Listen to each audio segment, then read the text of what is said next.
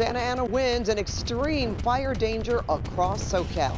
Good evening, I'm Pat Harvey. Those Santa Anas are expected to ramp up within the next hour, and some communities are facing possible power shutoffs on this very chilly night.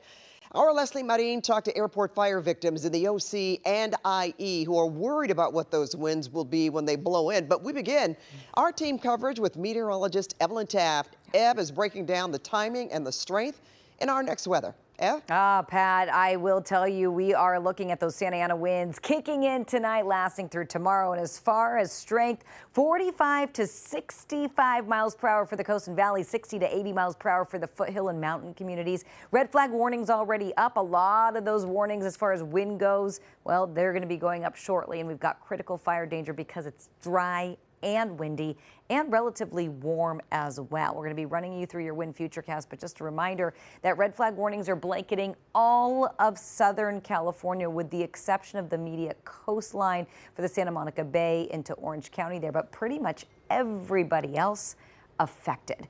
We're going to take you through that hour by hour forecast coming up in a little bit, but reminding you that we're expecting wind, extremely low relative humidity, and this could all result in rapid fire spread if a fire were to break out. We're going to have more details on that wind coming up in just a little bit. Pat, back to you. Yep, dangerous conditions. Thanks so much, Ev. And this is a live look from Santa Clarita, where the winds are expected to hit hard tonight. Red flag warnings stretching all the way up to the Antelope Valley and down to communities already hit hard by fires this year.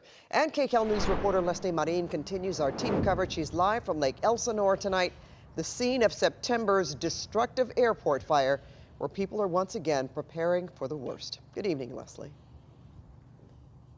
Good evening, Pat. We can feel those winds just starting to pick up a bit here in Lake Elsinore.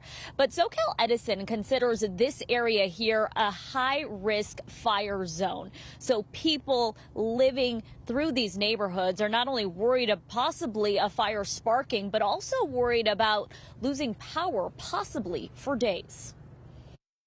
It's puts people on edge in the neighborhood. As the Santa Anas roll in across SoCal, Roger Williams is trying to stay hopeful for his mountain community. We're still all weathering this as best as we can. Williams was one of more than 100 people who lost their homes in the airport fire back in September as it roared through Orange County's Trabuco Canyon into Lake Elsinore and through his home along Ortega Highway.